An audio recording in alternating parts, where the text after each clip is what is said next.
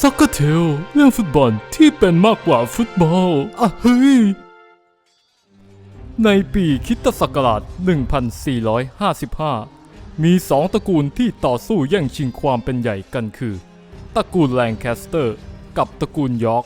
มีการต่อสู้ห้ำหั่นกันเพื่อแย่งชิงบัลลังก์ทำให้ผู้คนล้มตายไปมากมายแถมกินระยะเวลาไปอย่างยาวนานและเรียกการสู้รบเหล่านี้ว่าสงครามกุหลาบ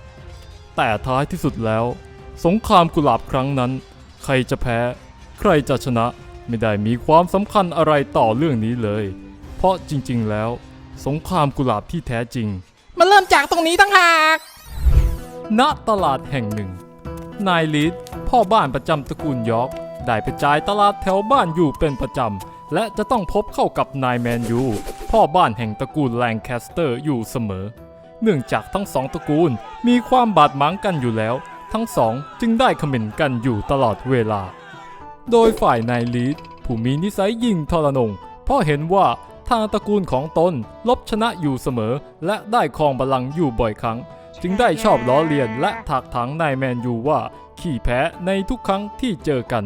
ส่วนนายแมนยูเองก็ไม่ชอบนายลีดที่ชอบถากถางและข่มคนอื่นทั้งที่ตระกูลยอร์กก็ปล้นบัลลังก์ไปจากตระกูลแลงแคสเตอร์ของเขาแท้ๆทั้งสองจึงมักจะลงไม้ลงมือและปะทะคารมกันแบบนี้อยู่ตลอดเวลาแม้กระทั่งทั้งสองตระกูลอย่างแลงแคสเตอร์กับยอร์กจะคืนดีกันและรวมเป็นหนึ่งไปแล้วแต่ความบาดหมางไม่รู้จบระหว่างนายลีดและนายแมนยูที่สั่งสมมาอย่างยาวนานเพิ่งได้เริ่มต้นขึ้นเท่านั้นในยุคปฏิวัติอุตสาหกรรมของอังกฤษหลังจากความขัดแย้งระหว่างตระกูลแลงแคสเตอร์และยอร์กได้จบลงพ่อบ้านของทั้งสองตระกูลก็ได้แยกตัวออกมาประกอบธุรกิจของตนเองแต่โชคชะตาก็ยังนำพาทั้งสองตระกูลให้มาเป็นคู่แข่งกันอีกจนได้โดยฝั่งของนายลีดได้นำเงินเก็บที่มีก่อตั้งร้านขายเสื้อผ้าหนังสัตว์ปักลายดอกกุหลาบสีขาวโดยมีที่มาจากกุหลาบสีขาวอันเป็นตราสัญลักษณ์ของตระกูลยอร์กและตั้งชื่อร้านว่า Leeds City และประสบความสำเร็จอย่างล้นหลามแต่ความสำเร็จนั้นก็อยู่ได้ไม่นานเมื่อนายแมนยูก็เริ่มเปิดร้านขายเสื้อผ้าเช่นกันและตั้งชื่อว่านิวตันฮีทและได้สร้างแบรนด์เป็นของตัวเองเช่นกันโดยมีจุดขายคือเสื้อผ้าฝ้ายปักลายกุหลาบแดงโดยอ้างอิงมาจากกุหลาบสีแดงอันเป็นสัญลักษณ์ของตระกูลแลงแคสเตอร์และในคราวนี้เองที่เป็นที่ของนายแมนยูบ้างที่ประสบความสำเร็จธุรกิจผ้าฝ้ายปักลายกุหลาบแดงของทางแมนยูนั้นเรียกได้ว่าทำลายธุรกิจผ้าขนสัตว์ของทางลีดจนพังพินาศเพราะผ้าฝ้ายของทางแมนยูนั้นมีต้นทุนการผลิตที่ต่ำกว่าวัตถุดิบในการทำก็ง่ายกว่าแถมลวดลายก็สวยกว่าทำให้ร้านแมนยูขายตัดราคาลีดยับเยินจนแย่งความรุ่งเรืองของลีดมาเป็นของตนเองทำให้ทางฝั่งลีดเกลียดและพยายามโจมตีทางแมนยูว่าแมนยูนั้นได้หลอกเลียนธุรกิจขายผ้าของตนไปเป็นต้นแบบจนทำออกมาได้ดีทางด้านแมนยูเองก็มองว่าทางด้านร้านลีดนั้นก็แค่พวกขี้อิจฉาเห็นใครได้ดีกว่าไม่ได้จะเคลมว่าตัวเองเป็นต้นกำเนิดไปเสียหมดจึงยังคงเกลียดชังกันต่อมาร้านลีดและร้านแมนยูก็ได้ดำเนินธุรกิจแข่งกันมาเรื่อยๆสืบทอดมาจนรุ่นลูกรุ่นหลานและเริ่มเปลี่ยนกิจการกันมาเป็นร้านขายดอกไม้ซึ่งลีดเองก็เปลี่ยนชื่อมาเป็นลีดยูไนเต็ดเน้นขายดอกไม้ไปในทางสีขาวสีอ่อนและยังมีกุหลาบขาวเป็นตัวชูโรงเช่นเคยส่วนแมนยูเองก็เปลี่ยนเป็นแมนเชสเตอร์ยูไนเต็ดเน้นขายดอกไม้สีเข้มดุดันและยังมีกุหลาบแดงเป็นตัวชูโรงเช่นกันทางฝั่งแมนยูนั้นสามารถดำเนินธุรกิจออกมาได้ดีกว่าทางฝั่งลีดอยู่หลายขุมในยุคที่บ๊อบบี้ชาลตันดูแลร้านแมนยูอยู่และมันก็เป็นแบบนั้นเลยมาจนทางร้านลีดได้พัดมือมาถึงยุคของดอนเลวีและสงครามกุหลาบจริงๆก็ได้เริ่มต้นขึ้น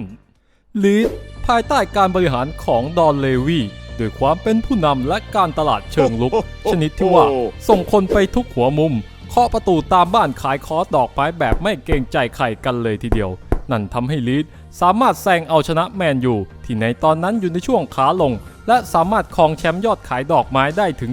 2-3 ปีแต่ทางแมนยูได้มองว่าที่ทางลีดสามารถแซงเอาชนะพวกเขาไปได้ก็เพราะทางฝั่งลีดนั้น ใช้วิธีการสกปรกแอบไปดีลกับลูกค้าประจำของแมนยูถึงหน้าบ้านหรือแม้กระทั่งจ้างคนไปดักทำร้ายคนส่งดอกไม้ของคู่แข่งหรือเจาะยางรถส่งของพวกเขาลีดก็ไม่ลังเลที่จะทำแม้แต่น้อยจนถึงขนาดที่ถูกร้านต่างๆในตลาดขนานนามให้ลีดว่าลีดจอมสกปรก และแล้วจุดเปลี่ยนสำคัญที่ทำให้บริษัทแมนยูกลับมายิ่งใหญ่อีกครั้งและแซงหน้าลีดไปไกลนั่นคือการที่ร้านแมนยูได้ว่าจ้างนายอเล็กซ์เฟอร์กูสันเข้ามาบริหารทำให้ร้านแมนยูเปลี่ยนแปลงไปในทางที่ดีและเริ่มการเอาคืนลีดจอมสกปรกพวกเขาจึงวางแผนดึงพนักงานเก่งๆของลีดให้มาอยู่กับตนเองและพวกเขาก็สามารถทำได้สำเร็จโดยเริ่มจากการดึงกอร์ดอนแมคควีนเด็กจัดดอกไม้มือหนึ่งของลีดผู้ซึ่งทิ้งประโยคในตำนานและความเจ็บแค้นให้ลีดเป็นอย่างมากโดยเขาได้พูดว่านักจัดดอกไม้ 99% ล้วนอยากจัดให้แมนเชสเตอร์ยูไนเต็ดทั้งนั้นส่วนพวกที่เหลือคือพวกโกหกและอีกคนคือเอลิกคันโตนาสุดยอดเซลล์สายห้าวผู้เคยกระโดดถีบลูกค้าที่ไม่ยอมซื้อดอกไม้ของเขาจนติดคุกติดตารางมาแล้วแต่ฝีมือการขายของเขานั้นไม่เป็นสองรองใครสามารถขายได้ทะลุเป้าและมีลูกค้าติดมากมายซึ่งการที่คันโตนาได้ย้ายไปอยู่กับร้านแมนยูนั้นชีวิตของเขาก็ประสบความสำเร็จขึ้นอย่างมากจนกลายเป็นราชายอดนักขายแห่งยุคแต่แล้วความขัดแย้งของทั้งสองก็มีช่วงที่ต้องหยุดชะงักลงเพราะหลังจากร้านลีดเริ่มตกต่ำตระกูลลีดก็ได้พยายามกู้สถานการณ์ด้วยการกู้หนี้ยืมสินจากหนี้นอกระบบถึงแม้จะมีคนเตือนพวกเขาแล้วว่ามันโหด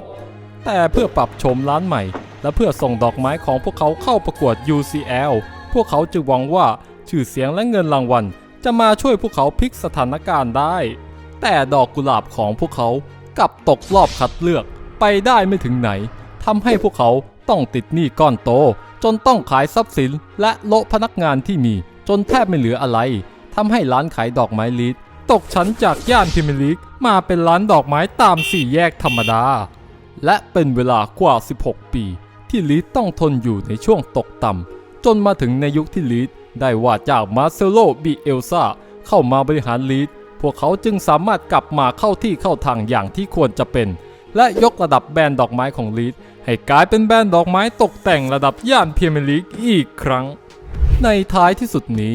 แม้ลีดจะกลับมาจุดเดิมได้อีกครั้งแต่พอมองดูคู่แข่งของเขาอย่างร้านแมนยูก็พบว่าร้านแมนยูนั้นได้เจริญเติบโตแซงหน้าลีดไปไกลแล้วทั้งด้านชื่อเสียงและคุณภาพแต่ถึงอย่างนั้นทั้งสองร้านก็ยังเป็นคู่แข่งตัวสำคัญเป็นคู่แข่งที่พร้อมใส่กันเต็มที่ไม่ว่าในสถานการณ์ไหนหรือในช่วงที่ใครได้บริหารร้านก็ตาม